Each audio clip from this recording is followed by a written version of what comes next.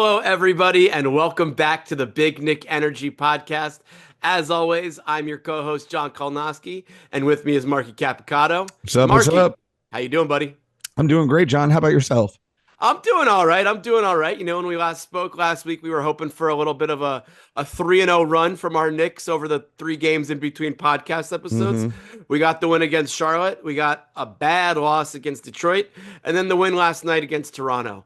Yeah, Um, out of all so those games, I mean, we should have won all three. Detroit was a bummer, but I could see RJ Barrett revenge game happening. Even though we've played them, we played RJ in Toronto once last year, I believe. After the Yeah, we um, played them like a couple days after the trade. They had a big crowd gave them a big ovation and that's everything right, they at the did, time. they did, Video packages, the whole deal. and they almost won. Yeah, it was a solid game, but Yeah, no, Knicks had a good game. I actually want to talk more about Detroit because I'm kind of getting sick of these bad yeah, losses. There was one to Utah a few weeks ago. Um, if we want to be the top 2 or 3 team in the East, and I got to think win we these both still games. want to be the top two, these are must wins, and we can't give them away. I think there's also a big part of the reason for it, and they saw it coming. Here's an interesting stat for you. I can't remember if I've texted this to you in the last week or not. Fire So Jericho Sims, our favorite Nick, obviously, because he's just out defensively, so good, yes. so good. I know, I was defending him last week, but now let's throw him to the wolves. He started, he played 6 minutes, he didn't play again. In those 6 minutes and change, he was a -9, and the Knicks ended the game losing by 9. So basically, you can make the case that the Knicks spent the whole game trying to make up for the whole Jericho Sims dug for them to start the game. I'm beyond grateful Precious is back. Hopefully, Towns doesn't miss too many more games right now, at least until Mitch comes back, because we need Sims out of the big man rotation. Yes, agreed.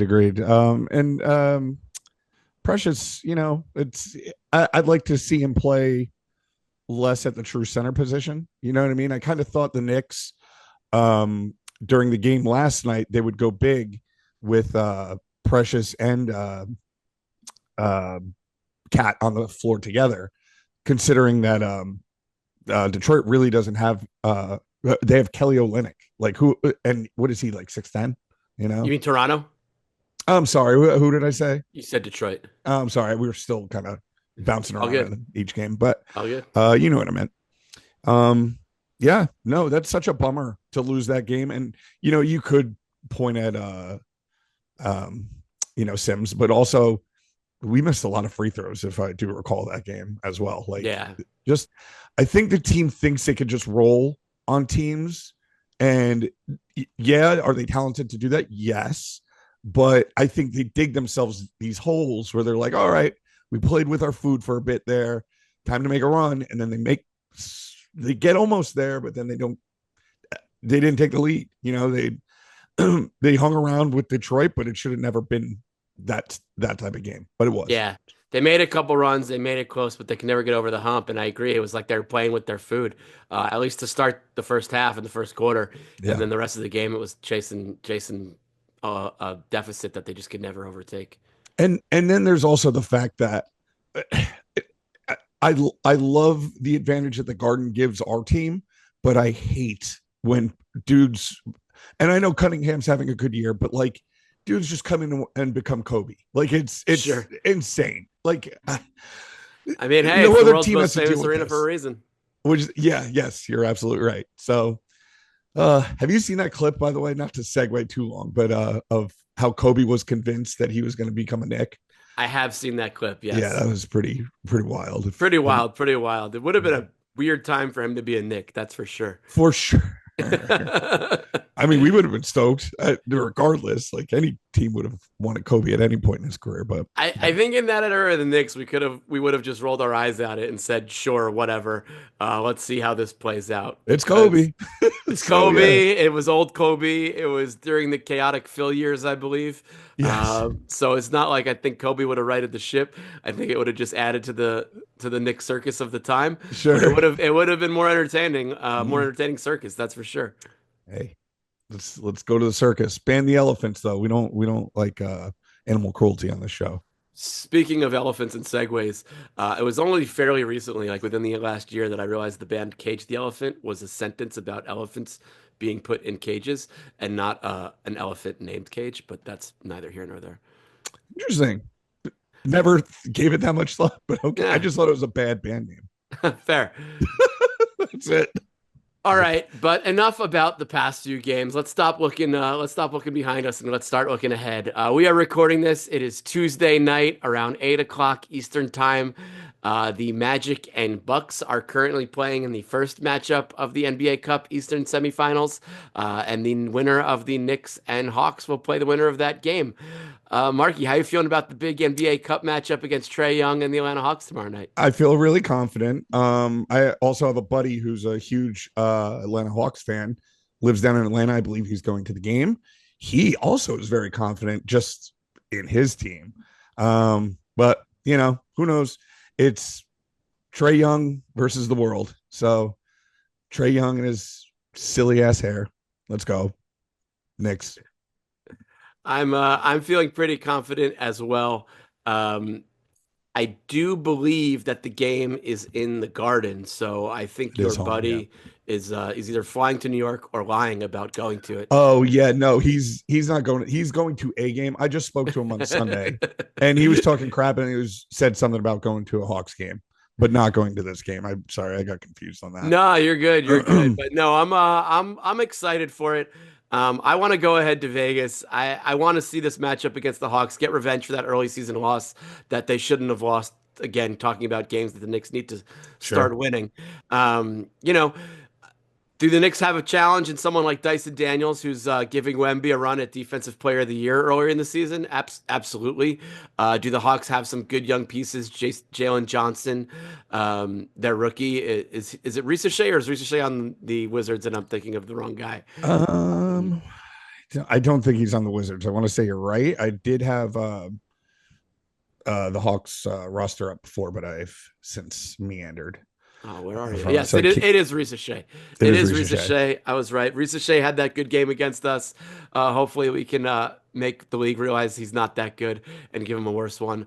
But also, I really want to move on to Vegas because whether it's the Magic or Bucks, I think we match up well against either team. Agreed. Obviously, we just had a big victory over the Magic in the NBA Cup. The Bucks.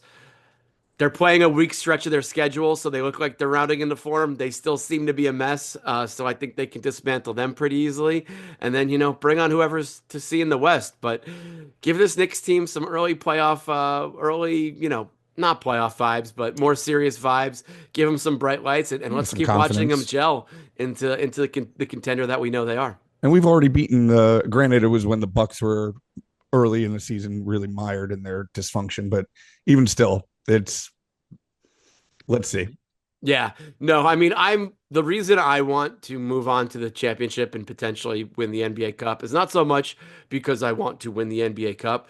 It's because I want the Knicks to get a matchup against a Western Conference team, a good Western Conference team in that kind of atmosphere. Sure. There will be plenty of heated matchups against the Celtics. There'll be plenty of heated matchups against the Cavs. They'll play the Eastern Conference in the regular season. Those games will be on ESPN. Those games will be on TNT. We'll know about those games when they matter. But Eastern Western Conference teams don't play each other that often. Sometimes they're on weird nights. Sometimes, you got a guy injured the one or two times you play them, and you really don't know how these teams match up. Give us an NBA Cup championship against the Western Conference team, a good Western Conference team with the healthy roster, and let's see what this Knicks team can do under those kinds of circumstances. I agree, and I think if it is the Bucks, we roll over them. I mean, Doc Oh, Rivers, whether it's the in season cup or the now, finals, now you you're don't know how mixing to up. win Now you're just championships. mixing up both names. Yeah, Would you say? I said the in-season cup. You're I calling know, it. I You're did, mixing up both I like names. merged them together. Whatever. One day I'll get it right. Um, cool. Yeah, I'm excited. I am truly buying into the excitement of this in season cup. I'm going to stick with it for now. Yeah, I Um, mean, yeah. Let's go with the in-season cup or the NBA Cup. It doesn't matter. I mean, we don't have to consider it, a serious thing for us to enjoy it, and it'll also be a good warm-up for the bright lights of Christmas Day. It's only 2 weeks away. yeah, yeah. Ooh, can't wait for Christmas Day. I Woo! know, right? I wish it Presents were and Christmas basketball. today. I wish it were Christmas today. Don't know the song you're It's singing. the Saturday Night Live Horatio Sands song. Nope. Mm. All right. Well, Thought it was a classic. here's my head. Um, This is it over. all right. Well, for our next segment, that's this is one is kind of your idea. So you want to introduce it for us? Yes, yes, yes. So, as we know, there's a term known as the big three in the league. You need a big three to win. Whether it's Jalen Brown, Kristaps Porzingis with their guy, what's his name? He's pretty phony when he holds up the trophy and wins things. Jason Tatum. You know what I mean? You need a big three. And with the Knicks, we know who our big two are. The Bodega Cat, he's one. Jalen Brunson, he's two. I want to debate with you in the audience who would be at this juncture. Who do you lean towards as our de facto number three? I mean, I believe we've talked about it in episodes past where we have said it could be any number of guys at any given night can be the big three, and I think that's what makes this team special. But for the sake of argument, who do we each value, gun to your head, is our third best player on the Knicks? I Shall like I it. start? I like it. We'll have you start, but since this is probably going to be a breakout clip for social, be sure to drop your big three in the comments below and watch the full episode to hear who we think is the Knicks big three. Check us out, YouTube, Spotify, all that jazz. All right, Marky, who you got? I think if you've listened to this podcast, I think you know who I'd pick. Um, and just the way he's even played the last 3 game stretch, and longer than that, shit, so pretty much the whole season. It'd be OG, Mister Grab the Microphone, Anunoby. Love him. He has. We talk about Josh Hart's motor. This dude's got a motor too. The way he's able to block shots, it's almost like most of the time when dudes go up to contest a shot, they're just doing it to show like I'm putting an effort in. When OG goes up to block a shot, he's going up not just to put the effort in, but to actually block the shot. And he like gives that extra 2% of energy to get his hand up that much further to make sure that that shot doesn't go. And he's, to quote my man Walt, he's a kleptomaniac, if I could. And besides all of that, my man can score. He's always cutting. He's always sitting in the corner, ready to knock down a three. I'm always confident he's going to knock down that three from the corner. Yeah, I think he complements Cat and Brunson so well. He has to be my big three, third of the big three. I like it. I like it. Hey, I've been on OG for All-Star campaign since like a month ago now. I'm on So it. I'm on that bandwagon, baby. I'm with you. He needs a bit more consistency to get that All-Star nod, I think, Mm. and a strong couple months leading up to February. But hey, you never know. All right. Well, I'm gonna do a bit of a zag, and you might not like what I'm about to do here. Um, but my take is that the concept of the big three is dead, and that there is no such thing as a big three anymore. You used the example of the Celtics, and in naming Tatum, Brown, and Porzingis, I you forgot completely about left off. White. You Yep. forgot about White and Holiday, who are Yep. equally as Yep. Yep. valuable to Yep. those. Yep. The new CBA was written in a way that is really, really damaging and preventative to forming those kind of big threes. That's why Phoenix was so bad last year, and why bringing in a new coach and rounding out a little bit of the roster with some different depth options has been so huge in changing their outlook around because assembling that big three was so damaging to the rest of the roster. So I really don't think the Knicks have a big three per se. I think they just have a complete first 6 man rotation, hopefully seven now with Precious back. Obviously, he's not on the level or score or anything like that. But you look at the whole starting five. I mean, this was a point we made last week, and I was saying last week. Obviously, like you said, you have Brunson and you have Cat as the lead too. But then Any OG's been number of guys. strong. OG can beat you in a number of ways. McCall can beat you in a number of ways. Josh Hart fills in the gaps wherever they are each and every game. Deuce has come off the bench and look great. I think you need those six weapons, real weapons offensively, and at least five of those outside of Josh Hart are, and Josh Hart is a weapon in his own unique way. Um, I think the Knicks need more depth, but I think having a top-heavy team can be a detriment at times. So I think that this team being constructed in a way that kind of goes against the concept of a big three is a large reason why we're so high on their potential success this season. All right, I'm gonna fight you because all I wanted you to do was play along and pick a third. All right. Yes, I agree wholeheartedly with everything you said. Gun to your head. Okay, let's change this up. Who is your favorite third Nick on the team? Just give me a name. Give me one name. Don't go this it's all dead. It's like, yeah, bro, I know. I get it.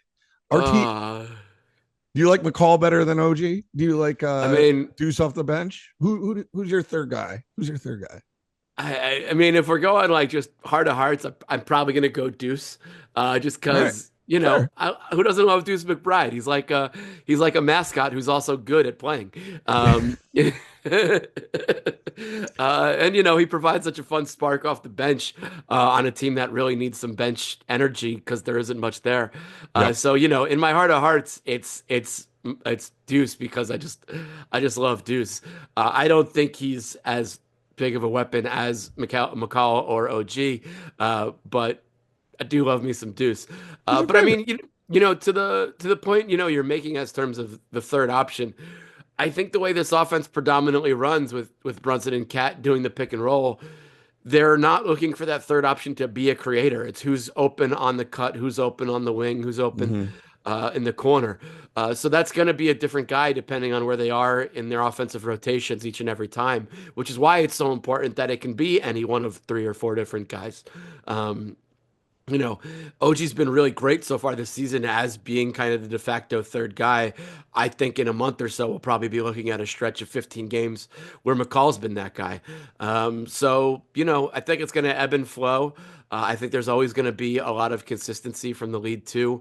And there's four other guys that can chip in 15 to 20 on any given night to round out the scoring. Cool. I like that you picked Deuce, and I agree with you. Any given night, it's going to be a new guy, new person stepping up. Depending on the game flow, Tibbs has a good feel, at least I think, for leaving guys in when they're hot. Sometimes I don't agree with when he'll pull a guy or rest someone just because whatever.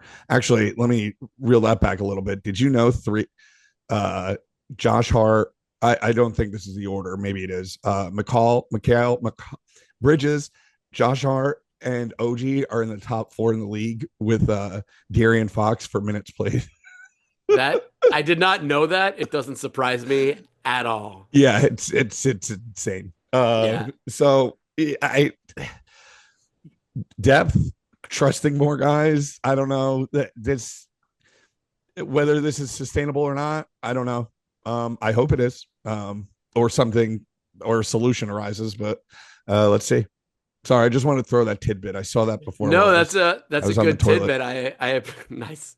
I appreciate you sharing that with me. Maybe not, the environment in which you learned it, but I appreciate knowing that now, and it really doesn't surprise me. I think a Tibbs team is always going to have at least two guys in the top 5 to 10 Sure. minutes played rankings. It just is what it is, and even more so on this particular team that just doesn't have a ton of depth on the bench right now. And you knew Cat coming in that he would get his rest, like just the nature of Cat, Cat's age, Cat's injury history. You want to not to say Oh load yeah, management, but he gets his rest. And I'm happy to see that Jalen's getting his rest. If there's any for like sure. golden part of this is that Jalen's not in that top four I mean, you list. you know you know Hart's gonna be one. What was it? He sat like 2 minutes in the entire series against the Pacers or I think whatever it was last Bridges season. hasn't sat in a couple And games this well, year. I was gonna say Bridges next. I was gonna say about Bridges is the thing about Bridges is he's kind of becoming the guy who runs that second unit. So he's starting games on the wing as the third or fourth guy Mm-hmm. and playing that defense. But then once the starters start to hit the bench, he's one of the ones staying in later, especially when Brunson gets his rest. You're seeing Bridges run the Run offense the a lot offense, yeah. because campaign's coming in, but he's still more of an off ball Yeah, shooter, shooting. Yep. heat check kind of guy. So. I think that's a good reason for those two getting the minutes that they get. I mean, if you're going to pick a couple, those would be them. I don't have to see OG's minutes go down because obviously he's an injury risk too. Mm-hmm. Um, but yeah, I got no problem with Iron Man, Mikal Bridges, and heart and soul of the team, Josh Hart, being on that list. Heart and soul, baby. Yeah, Speaking the of, Knicks really need to trade for a guy whose last name is Soul. I don't think there is one in the league, but we need Josh Hart and Devontae Soul to be the heart and soul duo. we need we need Grady Dick on our team. I I swear to God, Walt Clyde Frazier smiles every time he goes, "Whoa, what was Dick doing over there?" Or like, Dick. You Oh, know, there goes Dick. Clyde loves it. Clyde loves every He's second of it. smiling. Uh, You can almost any hear him cheesing it through the TV. It's anytime hilarious. Clyde can be coy on air, he's gonna take full advantage of it and then some. What is he doing? Dick, what is he doing? Love it. And Oh, YouTube can't thank us for cursing because we're just using a guy's last name. it's Grady Dick's name. Yeah, Yeah, that's all it is. that's all it is. Kind of a short last name, but Mm. What are you gonna do? Enough about the big three debate and Grady Dick, who's not even on the Knicks. No, Couple more notes, couple more points of order, if you will, before we get out of here this week.